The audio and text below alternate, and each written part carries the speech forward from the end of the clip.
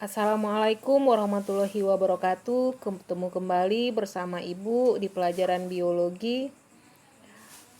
Apa kabar semuanya? Mudah-mudahan pada hari ini semuanya dalam keadaan sehat walafiat. Tetap semangat belajar walaupun kita tidak bertatap muka. Hari ini kita akan membahas yaitu pokok bahasan yang kedua, metabolisme. Pengertian dari metabolisme itu sendiri adalah suatu proses kimiawi yang terjadi di dalam tubuh semua makhluk hidup. Makhluk hidup memerlukan energi yang diperoleh dari bahan makanan agar proses kehidupan tetap berlangsung. Energi kimia dalam bahan makanan tersebut akan diubah menjadi energi lain, sehingga makhluk hidup tersebut dapat melakukan aktivitas. Metabolisme ini berasal dari kata metabolit yang artinya dapat mengalami perubahan. Dapat kita katakan bahwa makhluk hidup itu mendapatkan, mengelola, mengubah suatu zat melalui proses kimiawi untuk mempertahankan hidupnya.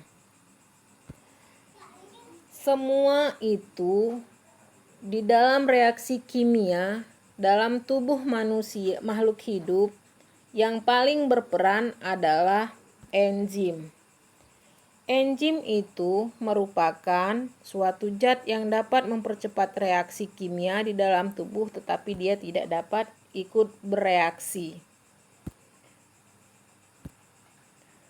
Enzim itu berupa apa?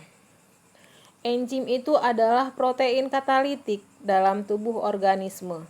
Enzim berperan sebagai biokatalisator, yang artinya enzim dapat mempercepat reaksi biologi tanpa mengalami perubahan struktur kimia.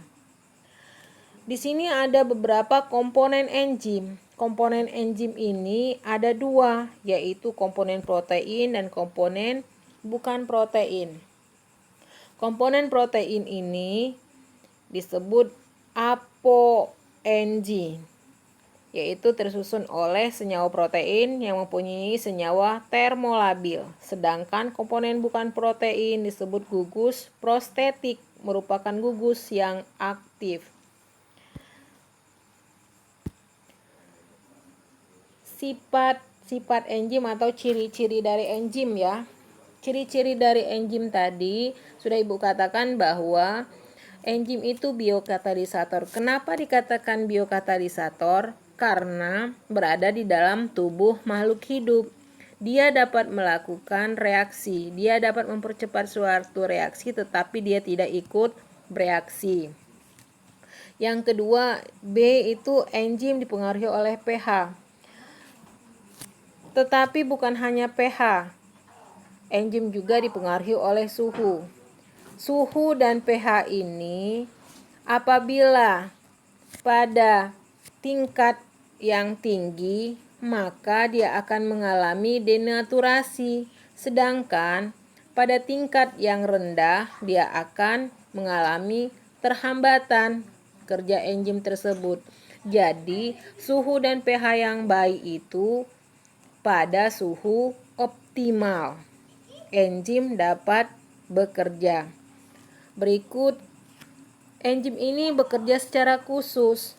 Enzim dapat bekerja secara khusus atau spesifik, yakni hanya dapat bekerja pada suatu substrat tertentu saja. Contoh, enzim maltase hanya dapat memecahkan maltosa menjadi glukosa.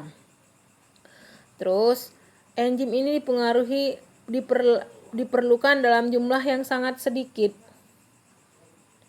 Enzim juga dapat bekerja secara bolak-balik, artinya enzim dapat mengkatalisis penguraian suatu senyawa menjadi senyawa lain, walaupun sebaliknya mengkatalisis penyusun senyawa-senyawa tersebut menjadi senyawa semula.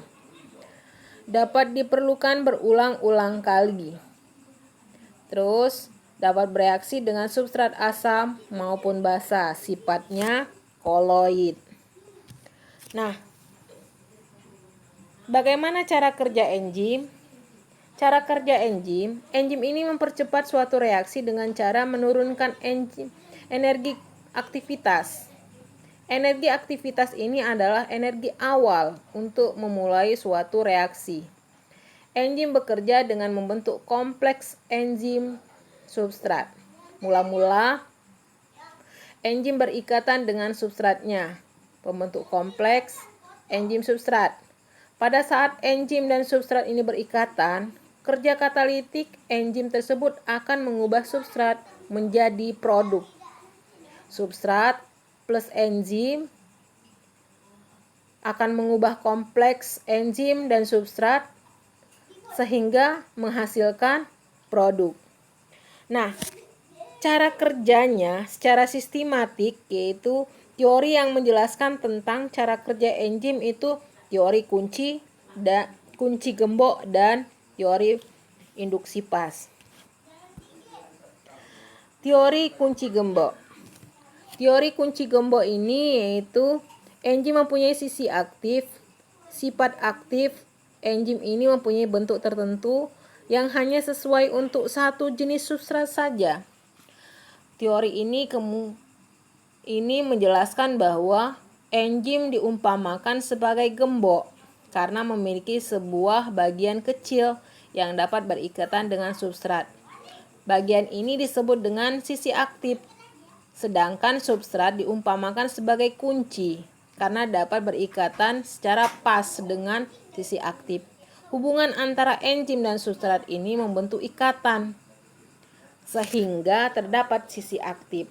Perhatikan gambar seperti gembok dan kunci. Kalau gembok dan kunci ini tidak pas, maka tidak akan terbuka gembok tersebut.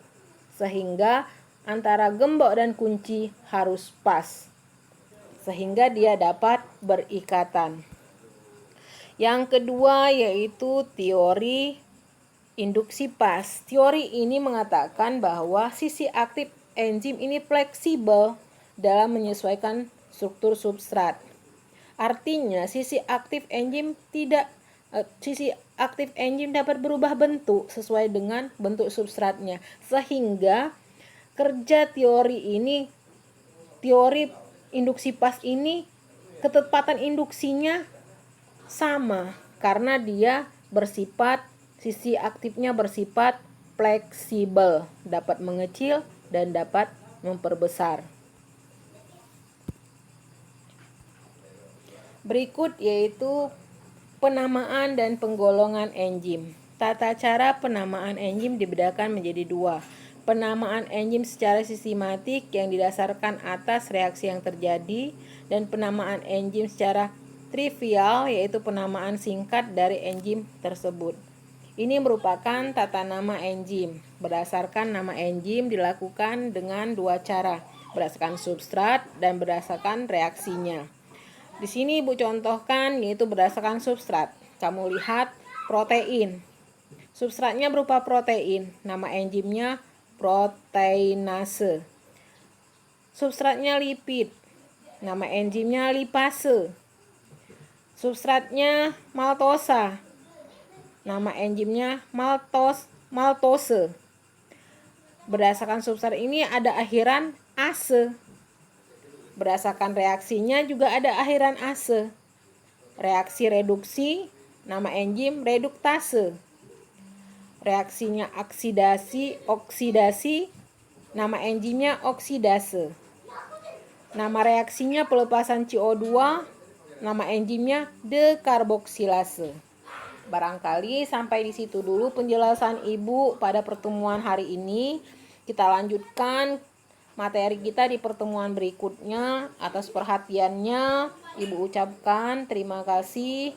Wassalamualaikum warahmatullahi wabarakatuh. Jangan lupa like, subscribe, dan beri komen setelah kamu menonton video ini. Terima kasih.